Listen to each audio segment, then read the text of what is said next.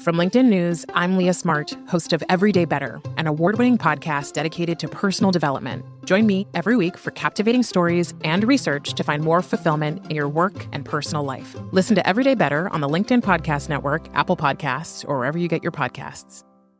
From LinkedIn News, I'm Jessie Hempel, host of the Hello Monday podcast. Start your week with the Hello Monday podcast. We'll navigate career pivots. We'll learn where happiness fits in. Listen to Hello Monday with me, Jessie Hempel, on the LinkedIn Podcast Network or wherever you get your podcasts.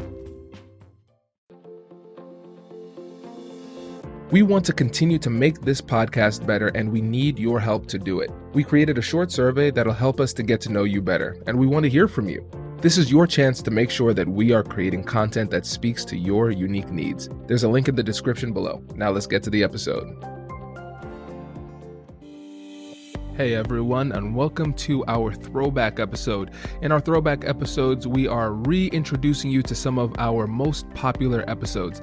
This is great for new listeners who want to learn more about the work we've done in the past, and it's a great refresher if you've been a listener for a long time. Enjoy. Sunni, thanks for joining us today. Hi, Kwame. Thank you for having me. I really appreciate it. Yeah, and I appreciate your patience because this is take two. So for the listeners out there, the first time we did this, the recording didn't work out. So Sunni has graciously given her time again to do this again. So thank you for that. Oh, no problem, Kwame. I always like talking to you. Cool. So let's get started by telling the audience a little bit about yourself and what you do. Okay, I am an attorney in Hilliard, Ohio. My firm is a small general practice law firm, which means we concentrate our practice on general business litigation. I do a lot of domestic family law, which is divorces, custody type issues, grandparents' rights issues, some probate stuff. We have a wills and estates team. We have a personal injury team. And so we kind of encompass a lot of problems that could happen with any type of family type situation. And I first started as an associate attorney in March of 2013 and recently made partner of our law firm in May of 2017. And Kwame and I just saw each other on Thursday when we had a little reception for congratulations to myself and Chad Stonebrook, who also became partner. And that was a fantastic get-together with awesome food. Well, thanks for coming. So what made you start to get into this line of work? You know, it's funny because I was an event planner for about 10 years and then decided to go back to law school. So I was a little bit older than, a lot of my other law school colleagues and didn't have any type of experience in a law firm before. When I first started with Lardier McNair, my boss at the time, Darren McNair, was wearing a lot of different hats. And one of them was the family law portion of our firm. And so I kind of stepped in and ended up really falling in love with that area of law, which kind of sounds weird because it's a lot of drama and high stress type situations. But I find that I'm a pretty empathetic person and I really listen to what my clients are trying to tell me and figure out what their goals are to try to help them get, if not the best outcome for their particular situation, what's really going to be in the best interest of them and their families. Right. And what's interesting is that now that I know you're an event planner, I didn't know that before. I can see how there might be a little bit of transference of those skills and now as you practice law. Yeah, absolutely. I mean, I had to be extremely organized as an event planner. You have to be really organized as an attorney. I mean, as an attorney, you're drafting a lot of documents that, as you know, if you miss, even a comma, it can change the way the sentence structure works. And you have to really pay attention to things like that. And so I think that organization skills of being able to get things accomplished in a timely manner. There's a lot of deadlines you have to do and as an event planner and also as an attorney. And I think those skill sets that I had learned working in a corporate environment have really helped transfer over to being an attorney. Very cool. And the main reason I wanted you to come on the show was because when we met last month, you said something very interesting, and it was something I've never heard anybody say before. And, which is crazy. Yeah, because it's such an important thing. And you said that you actually don't mind doing the collections work for your firm, as in collecting on past due accounts. And so I thought that was fascinating. So I wanted to bring you on to talk a little bit about that and tell us about your approach. Well, I don't want to say I don't mind doing it because everyone hates trying to collect money from people, I'm sure.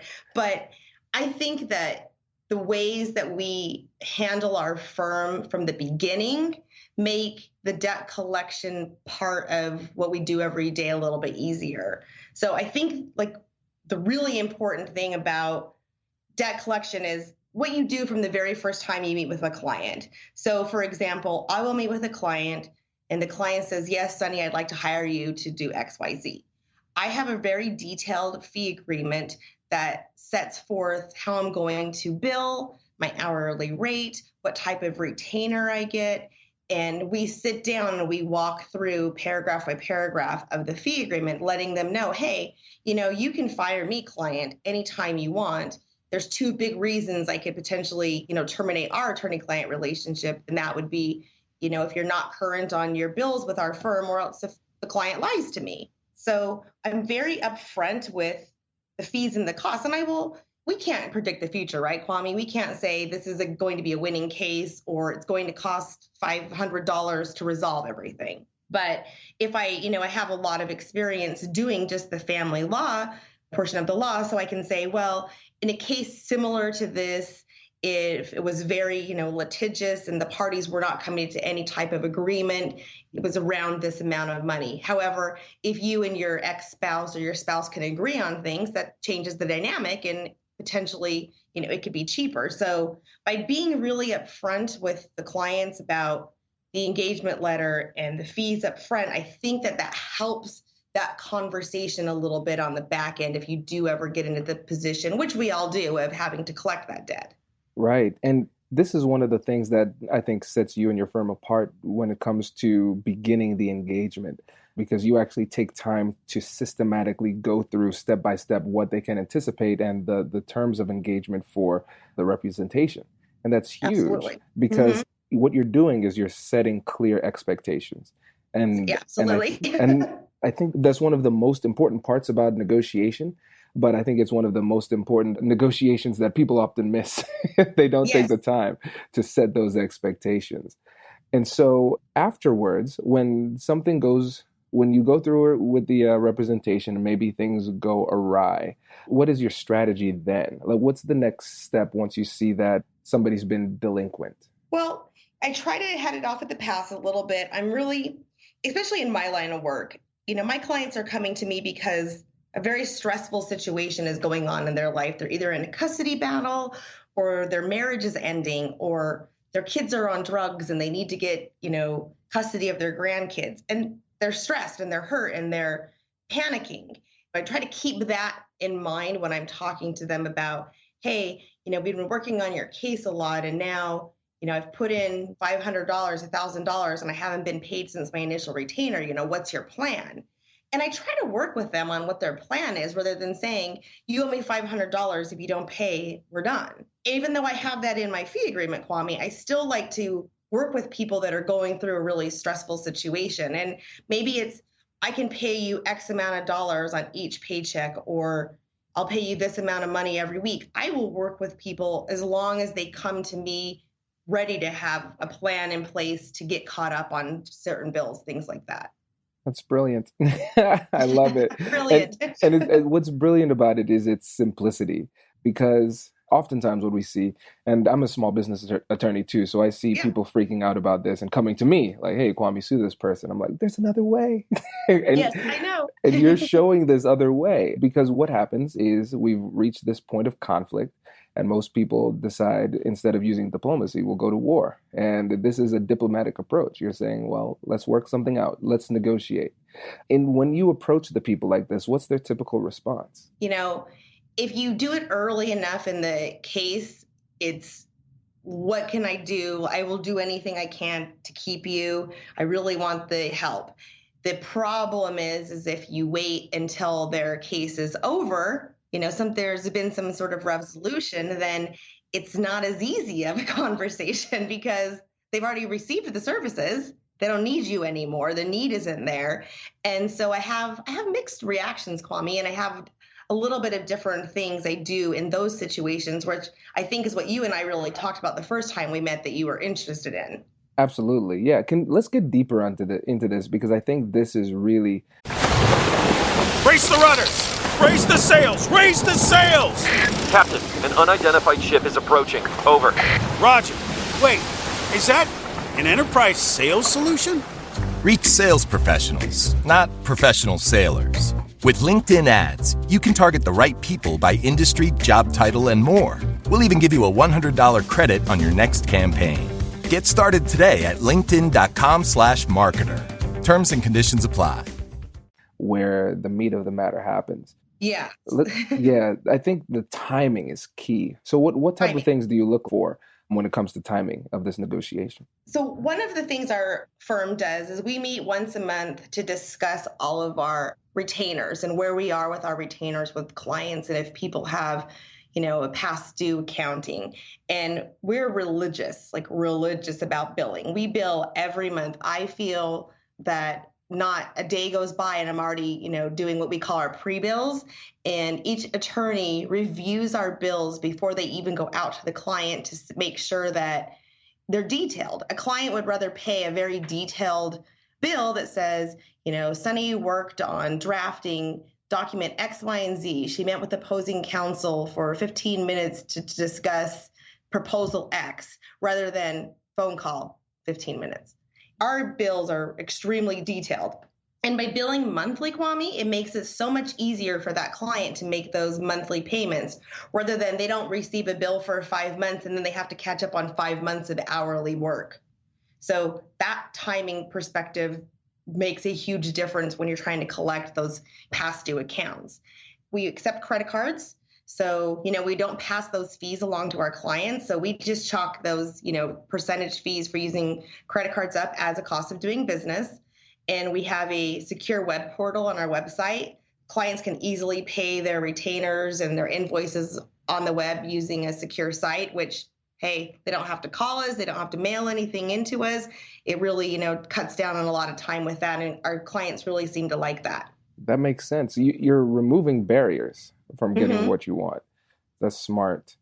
And another great thing, way to put it. And another thing that you do that's really great is the fact that you are so religious about billing monthly, because it kind of ties into what we talked about earlier with regard to setting expectations.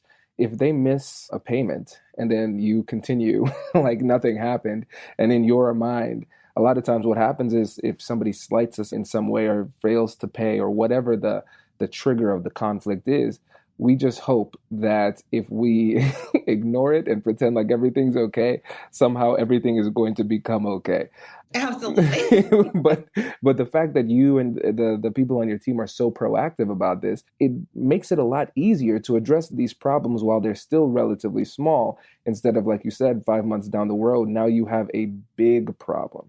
Yes. Which we can talk about that too. What happens when you get to that 5 months down the road and you have a big problem? Yeah, let's go ahead. Let's do it. Yeah. So I think we've talked about some of the strategies that I use. And again, it's not anything I made up on my own. It's not rocket science, but I think that we're creative with how we are going to collect on this past due debt. I'm not a collection agency. Now I have a personal relationship with you, Kwame, and if you owed me money, it's harder for you to say no to me because I did a service for you, rather than if Bob Smith calls you from XYZ collection agency trying to collect on someone's bill. You don't know Bob at all, but you and I have created a relationship, and hopefully there was a positive outcome that, of services that were rendered. So that changes the scenario a little bit. Some of the different things we do are we send out reminder letters. So if people are past due, 30 days more past due, we'll send out a reminder letter. And each of the attorneys, we handwrite notes on those reminder letters saying, hey, dear Kwame, I hope everything's well and, you're doing okay since the last time we talked. You still have this outstanding bill. If you could give me a call, I'd be happy to discuss a payment plan with you or any, other creative suggestions you have to get this bill paid. And another thing we do is, say you owed me $1,000, I would write you a letter saying, hey, Kwame, if you could pay $750, I'll write off the other $250. So you're getting a little bit of a benefit if you paid it off immediately rather than owing the entire $1,000. So people are really accustomed to doing that. I'll take off a percentage of people's fees. I'll even do it over, a course of time. I just recently worked with one of my clients and said, hey, I'll take 30% off your bills if you pay me in 3 increments in the next month and a half. And he got his bill paid off, and he had owed me an outstanding arrearage for probably over a year. But until I went and did that handwritten note to him, giving him that option, I suddenly got a response. I love this. And the thing that's, again, so brilliant about this is that you're not utilizing any super complex negotiation strategies or anything. You're making personal connections, and you're willing to be flexible. And the thing is, like you said, once you get to the collection agency level, now it's straight business. It's a financial decision for them at that point. But if you take the time to build rapport and actually build a relationship, you can leverage that relationship down the road when it's time to collect.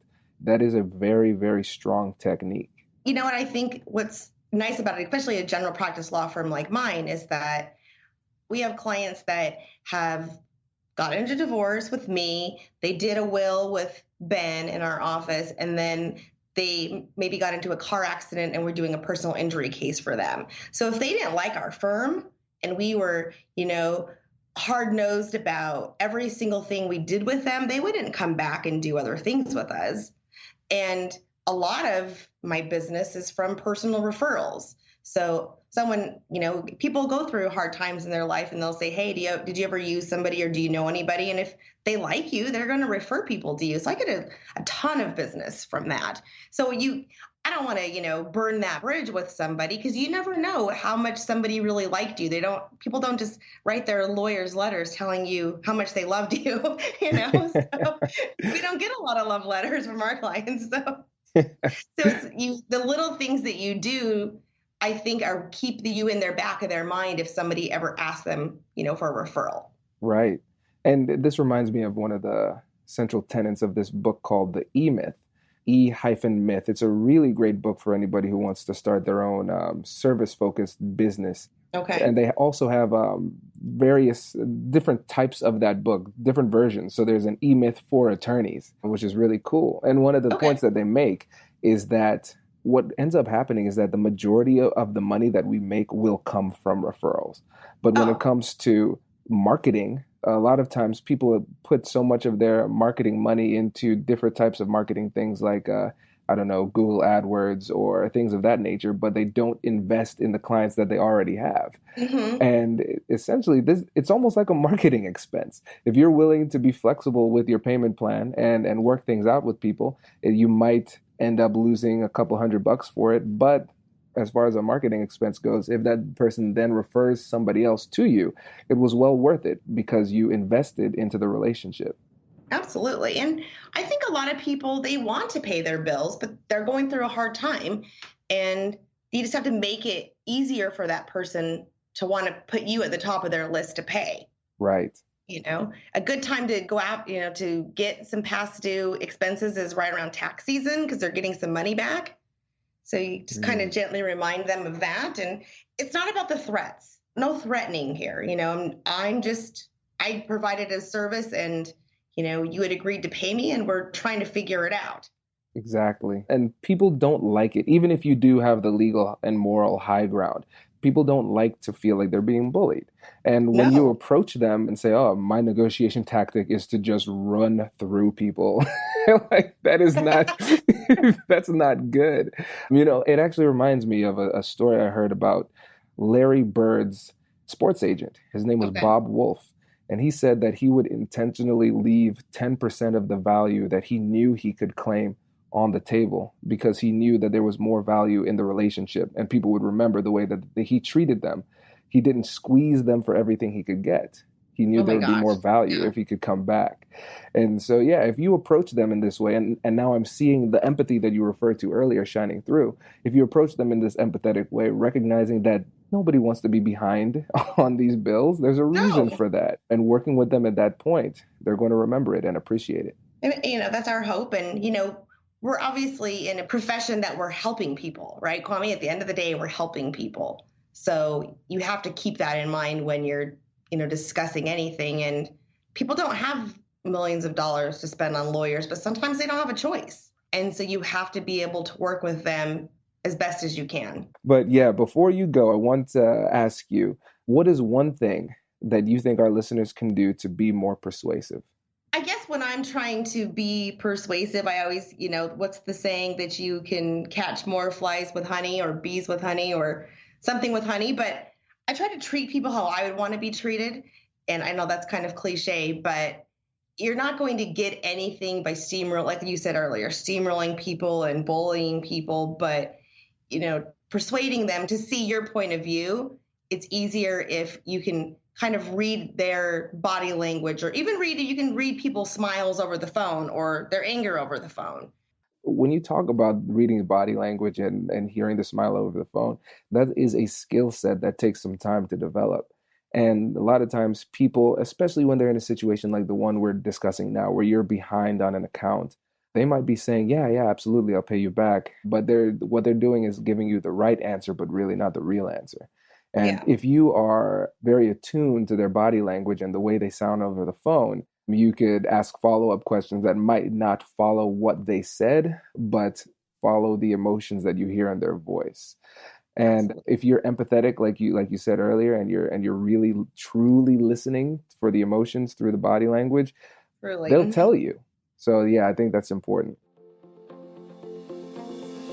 Congratulations! You've just joined an elite club. By listening to a full episode, you're now officially on the Negotiate Anything team. So welcome aboard. What most team members do is they subscribe to the podcast because that allows them to automatically get the latest episodes of the show. The best things in life lie on the other side of difficult conversations. Keep learning, keep practicing, and keep getting better. Your relationships will improve, your career will soar, and you'll have the confidence you need to get the most out of these crucial conversations. Again, thank you for joining the team. We're excited to have you, and I will see you in the next episode. I'll catch you later.